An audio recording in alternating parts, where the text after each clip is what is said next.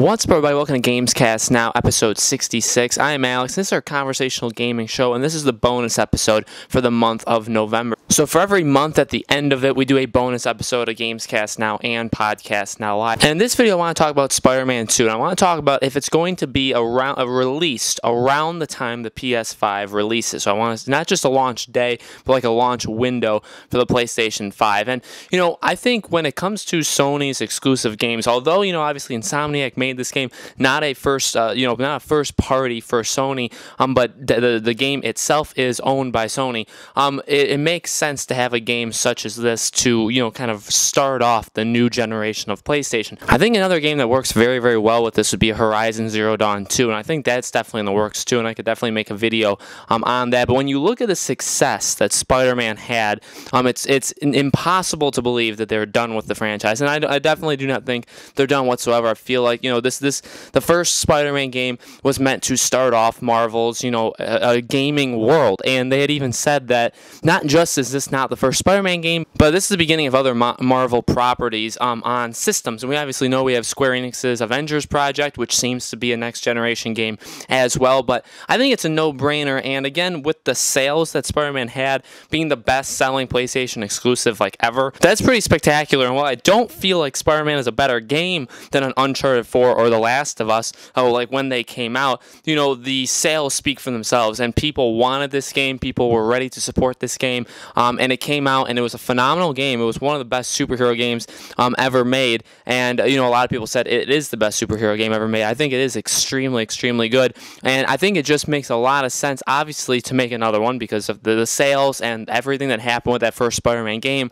It makes a ton of sense to make another one, but to release it around the time that the PS5 comes out, now that's a very high possibility, and you may be asking, well, when do you think the PS5 is going to come out? I personally believe the PlayStation 5 releases in fall of 2020, so that gives them 2 years. Now, development times are normally anywhere between 2 to 4 years, but a lot of them do come out 3 years after. A lot of game developers tend to take 3 years. However, I think we're at the point, especially with the games that we have had just recently, that I feel like because of the engines and because of what was put into them, it won't be so difficult to just make the next game. When Horizon Zero Dawn came out last year, I thought, and I still think, Horizon Zero Dawn 2 could release in 2019 to 2020.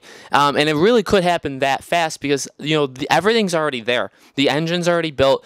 I assume the PlayStation 5 is going to be able to, with the way the PS5 is going to work, I feel like the development times, like I said, of the last couple years of the PS4, and I'm just talking about exclusives, I think it's also the way for any game in general. The games that have been coming out over the last, say, year and a half, and also this next upcoming year, I feel like games that are doing that, they're going to be able to have very quick turnaround times for sequels if they want to make a game that goes right along with it. Obviously, games that are just they come up with a brand new idea and they come up with a brand new game, you have to develop everything from scratch. But a game like Horizon, a game like Spider-Man, they have everything. They have the characters, they have a story, they just need to continue it. So yes, of course they have to write the game, and writing the game takes a very long time and takes a lot of work. And yes, obviously there's going to be graphical improvements, there's going to be a ton of improvements, lighting, audio, so many different things, mechanics, just the mechanics of the game, maybe they want to tweak the engine a little bit. There's so many things that need to be done in the game development process,